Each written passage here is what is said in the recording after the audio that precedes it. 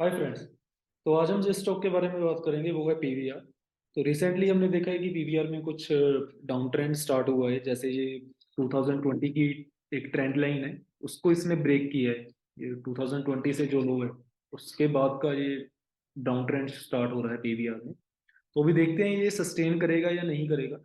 लेकिन सबसे पहले, आगे बढ़ने से पहले आपको एक कुछ व्यूज बता देता हूँ। सबसे पहले 28 सितंबर को, जैसे कि आप देख रहे हो, सबसे पहले ये रडार में आया था। तो मैंने ये ट्वीट किया था यहाँ पर, ठीक है, कि पीवीआर क्या लग रहा है कि ब्रेक होगा या नहीं होगा। कोई ट्रेड नहीं था लेकिन कुछ व्यूज था, ठीक है। उसके उस समय इसका प्राइस 1600 1700 के आसपास था। फिर हमने 8 दिसंबर को, ठीक है, तो लास्ट महीने 8 दिसंबर को हमें एक अच्छा ट्रेड दिखा इसमें। ये 1 आवर का चार्ट है पीवीआर का। तो रिस्क रिवॉर्ड अच्छा लगा था हमें। तो 1900 के आसपास उस समय पीवीआर था।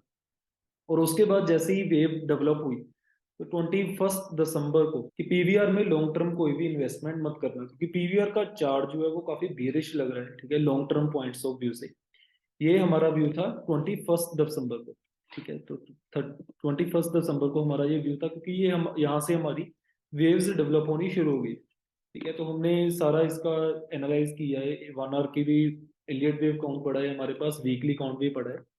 तो ये एक सबसे पहले मैंने आपको एक थोड़ा सा व्यू बताया जो हमारा लास्ट व्यू चल रहा था, ठीक है। 28 सितंबर को सबसे पहले रिगार्डिंग आया। फिर उसके बाद हमने इस पर ध्यान रखा है कि कहाँ पर ट्रेड हो रहा है, कहाँ पर नहीं हो रहा। फ्रेंड्स, जो भी कोई ट्रेड पड़ता है ना शेयर का, उसका ऐसे ही 10 मिनट के बाद ट्रेड नहीं पड़ता। अगर हमारा ये लॉन्ग टर्म व्यू बना है, तो लॉन्ग टर्म व्यू बनने के लिए हमने स्टे शेयर को कम से कम 3 महीने एनालाइज किया है कि कहाँ पर जा रहा है वीकली बेसिस पर, ठीक है। तो कोई भी ऐसे लॉन्ग टर्म व्यूज नहीं बनते। तो वापस चलते हैं स्टॉक पर। एक फ्रेंड्स आपको मैं बता दूं, 16 जनवरी को जी बिजनेस में एक रिपोर्ट आई थी, ठीक है। उन्होंने किसी ब्रोकरेज रिपोर्ट का जिक्र किया था। तो एक बार ये सुन लेते हैं और आप स्टॉक का प्राइस भी देख लेना। उस समय स्टॉक का प्राइस 1682 के आसपास जो है स्टॉक वो चल रहा है। तो मैं एक बार प्ले करता हूँ, आप एक बार सुन लेना। ये वेबसाइट पर भी पड़ी है। तो आज पीरा पे डाउनग्रेड है उनका, जहां पे उन्होंने ऐड पहले बाई की रेटिंग हुआ करती थी, उसे डाउनग्रेड करके ऐड कर दिया, और जो उनका लक्ष्य है वो 16% से कट किया है।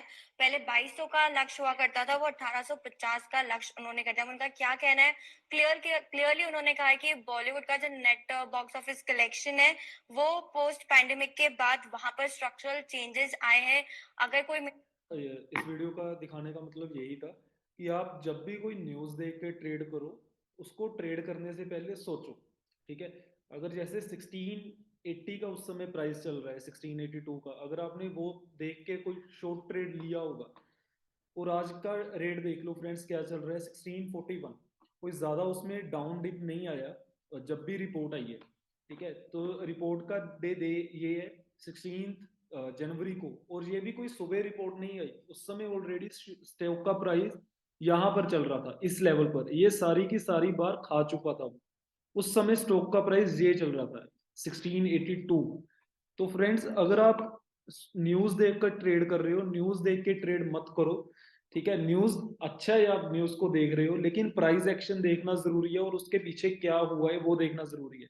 जिस समय रिपोर्ट आई है उस समय ये इतनी बार खत्म हो चुकी थी ऑलरेडी, और ये सारे की सारी बार गुजरने के बाद ट्रेड आया। उसके बाद ये डिप आई है 4 दिन बाद, और उसके बाद फिर आज यहाँ पर स्टॉक चल रहा है, ठीक है। तो कहने का मेरा मतलब यही है, मैं कोई किसी न्यूज के अगेंस्ट नहीं हूँ, ठीक है, मैं किसी ब्रोकरेजेस के अगेंस्ट भी नहीं हूँ।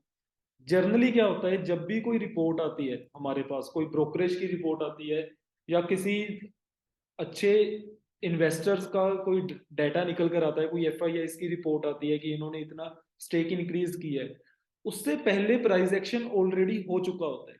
लाइक अब ये रिपोर्ट आई, जैसे कोटक बैंक की रिपोर्ट आई है, तो कोटक बैंक की रिपोर्ट यहाँ पर आनी चाहिए थी या यहाँ पर आनी चाहिए थी 1850 के आसपास। हालांकि वो 1850 का टारगेट दे रहे हैं, और स्टॉक को कब उन्होंने शॉर्ट बताया है, 1680 के आसपास, ठीक है फ्रेंड्स। तो जब भी आपने ट्रेड करना है, आप न्यूज देखकर मत ट्रेड करो, मेरे कहने का मतलब यही है। रिपोर्ट्स अच्छी होती हैं, उनका व्यू लॉन्ग टर्म का होता है। जैसे हमारा व्यू लॉन्ग टर्म का कैसे चेंज हुआ हमने वो बताया, और 16 दिसंबर की रिपोर्ट है, उससे पहले प्राइस एक्शन हो चुका होता है।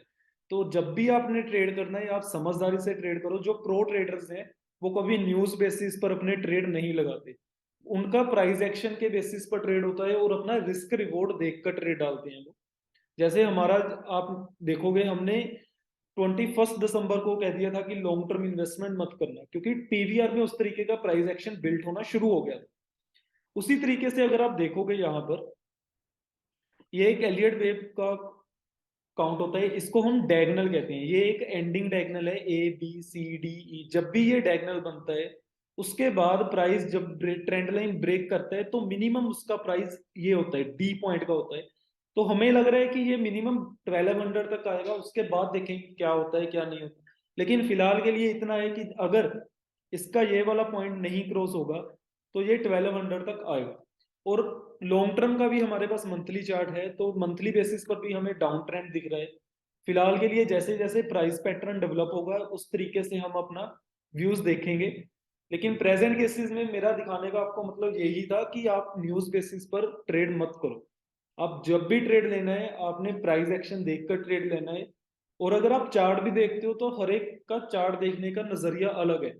तो जब भी ट्रेंड लाइन ब्रेक करती है तो हैवी बाइंग आ जाती है, उसके बाद ट्रेंड लाइन अपना जो वर्जिनिटी है वो फिर खो देती है। हमने आईटीज में देखा, उसके रिगार्डिंग भी मैं वीडियो डालूंगा।